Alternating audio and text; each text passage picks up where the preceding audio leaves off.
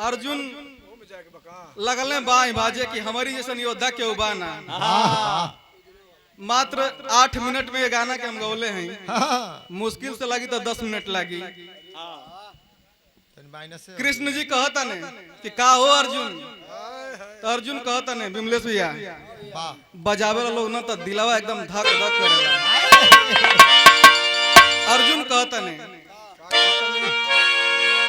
कि अरे कोई अर्जुन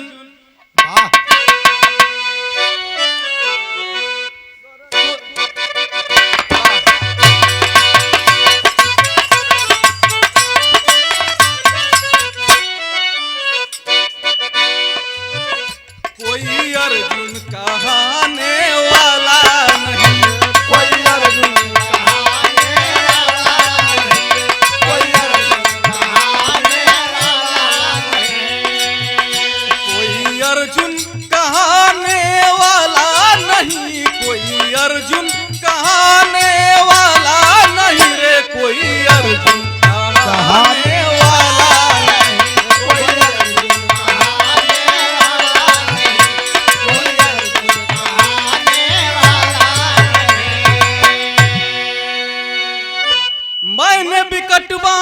रण में चलाया, भैया के सर पे है ताज बंधाया, भैया के सर पे है ताज बंधाया। अरे भीषम आदि जैसे वीरों को अरे कोई मार गिराने वाला नहीं रे, कोई अर्जुन कहाने वाला नहीं, कोई अर्जुन कहाने वाला नहीं, कोई अर्जुन कहाने वाला, कोई अर्जुन कहाने वाला नहीं, कोई अर्जुन कहाने वाला नहीं, कोई अर्जुन कहाने वाला नहीं, कोई अर्जुन कहाने वाला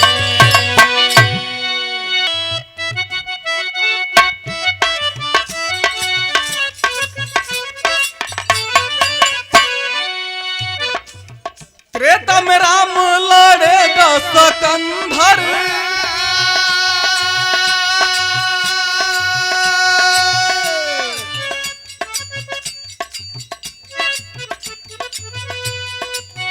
त्रेता में राम लड़ेगा सकंधर,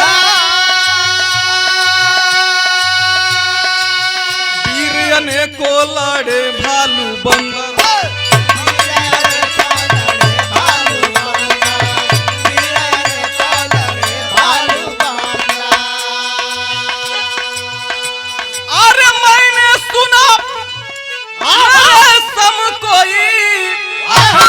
अरे बाण चलाने वाला नहीं रे, कोई अर्जुन कहाने वाला नहीं, कोई अर्जुन कहाने वाला नहीं, कोई अर्जुन कहाने वाला नहीं, कोई अर्जुन कहाने वाला नहीं, कोई अर्जुन कहाने वाला नहीं, कोई अर्जुन कहाने वाला नहीं, कोई अर्जुन कहाने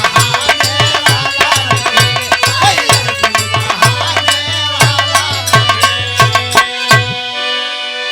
कृष्ण भगवान हंसे लगल, जान गए कि अर्जुन के घमंड हो गई कि सुन अर्जुन की बात को बिहस उठे घनश्याम, अरे तेरे बात का निश्चित पता बतलाएंगे श्री राम।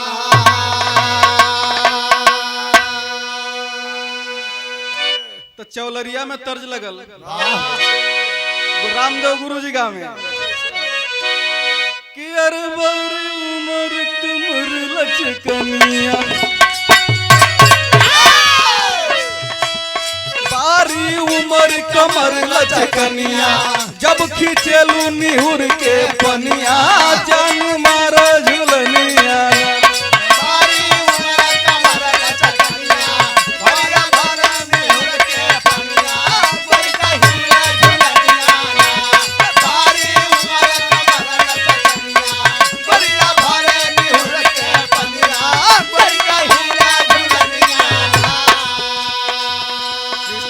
कहला ये भैया हम तो महाभारत में देखली, अब रामायण में लंका में के लड़ल रहे तो कहले कि गए साकेत नगर अर्जुन के संग सवारिया हो नजरिया जो है रामा नगरिया।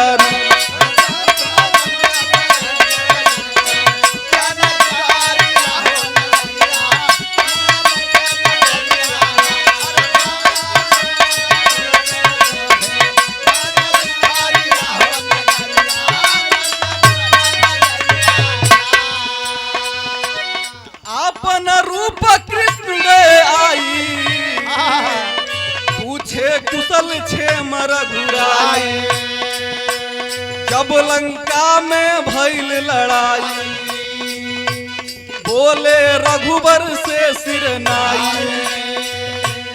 जब लंका में भइल लड़ाई पूछे रघुबर से सिर नाई, किसने बाण चलाया मुझका धनुधारिया हो नगरिया जो है रामा नगरिया।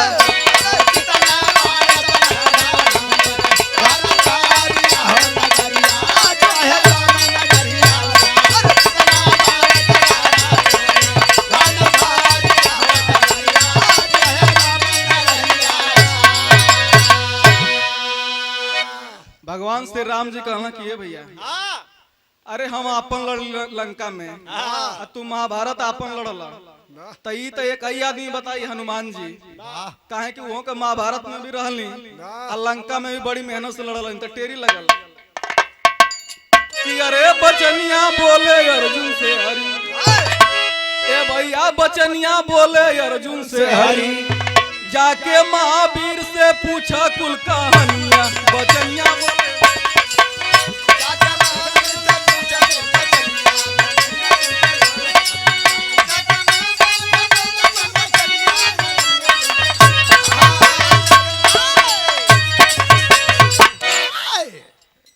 जाके महावीर से पूछा कुल कहानियां बचनिया बोले अर्जुन से। तो एक लाइन तर्ज लग गई कि सेज चढ़त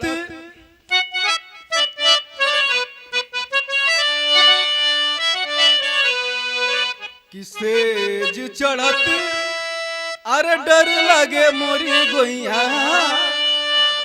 सैया घुघट पट खोले रे सैया घुघट पट खोले।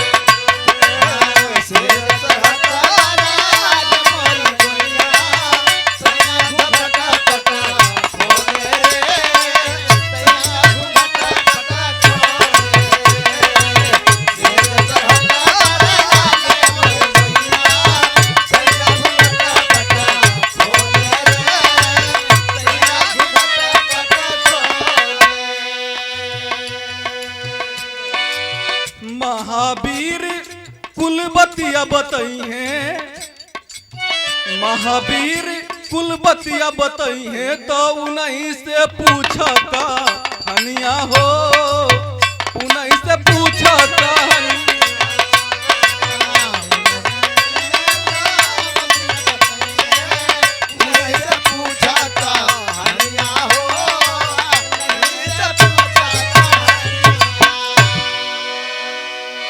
वन में हनुमान जी से मुलाकात हुई तो देखे अर्जुन एक पेड़ के डरिया बनरा बैठल बा, आ लंबी पोछिया है छोटी शरीरिया बनरा बैठल बा।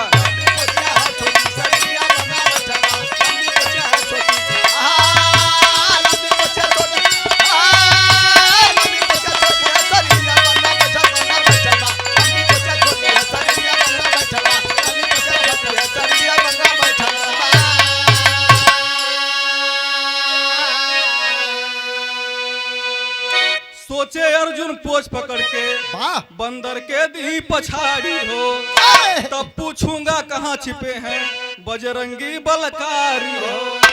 अरे खींचे पोछिया छोड़े नाही डरिया बनरा बैठल बा, तो थर थर कांपे अर्जुन के शरीरिया बनरा बैठल।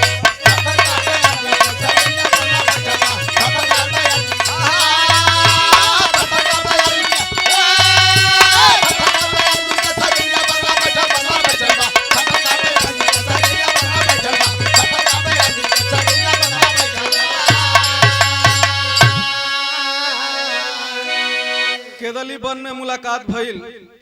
एगो बंदर के पेड़ पर देखले अर्जुन, सोचला कि एक के पकड़ के पोछिया खींच के पटक दई, डेरा जाई तो बता दई कि हनुमान जी कहाँ बाने। पकड़ के खींचे लगल, झटका ऐसा लगल कि जाके वो गड़ाई रहे में गिर गई। झाड़ ओर के तैयार भइले। कृष्ण जी कहला का हो अर्जुन, अपन पूछबा के वीर रहे। तो हनुमान जी कहले कि कहे कपि लंका और महाभारत की है रण पूजा। अरे था पुरंदर मेघनाथ तसा हुआ न कोई दूजा। बचनिया बोले अर्जुन से हरि, अरे सुन के लाल हो गई पारथ की बदनिया।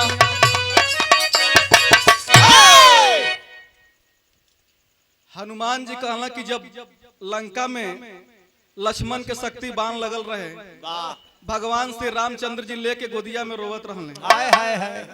धौलागिरी पहाड़ पर गईली संजीवनी बूटी ले आवे खातिर। उतना देर में मेघनाथ 3 बाण मरले रहे। कहला कि अरे गजब, तू धौलागिरी पहाड़ गईल आयल, उतना देर में खाली 3 बाण मरले रहे। ई कौन बहुत बड़ा वीर रहे। इतना देर में तो हमारा पूरा प्यारेपुर, मर्यादपुर, डुमरी, गुरुजी, लखनऊ रघुनऊ पूरा बाणे बाण भर जाए। कहला कि तैयारी करत, अंतिम में खड़ी में लगल।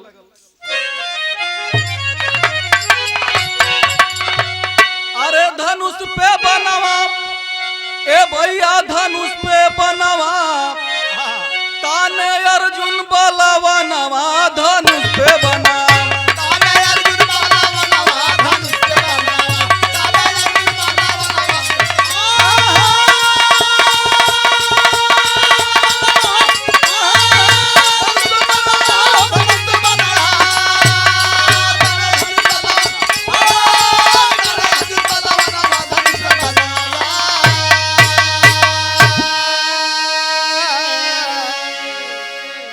कहले कि अर्जुन अब चलावा बाण। कहला अरे रुका या बहन गईला है यहाँ तले चलाइब ना। कहला अच्छा ठीक है। जब भगवाने से अर्जुन ऐसे बोलत हमें तो सोचे अर्जुन कपि के आवे तबले होगी देरी। अरे इतने देर में कपि धौलागिर के कर आए फेरी। तो झंखे अर्जुन के गुमनवा, धनुष पे बनावा।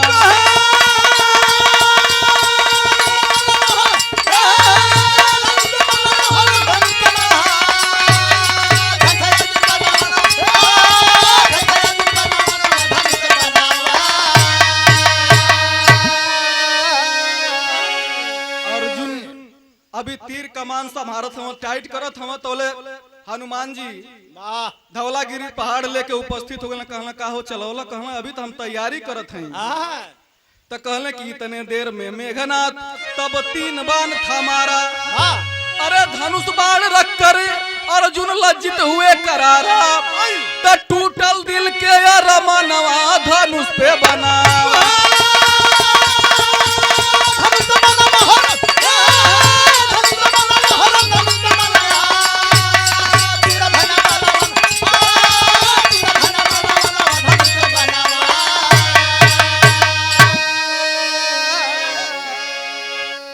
हरि अनंत हरि कथा अनंता, कह गए गुरु बिहारी। स्वर गए चंद्रिका कवि, बच्चन जी बने पुजारी। बचनिया बोले अर्जुन से हरि, विजयी अमरनाथ के रथिया पर जोगी।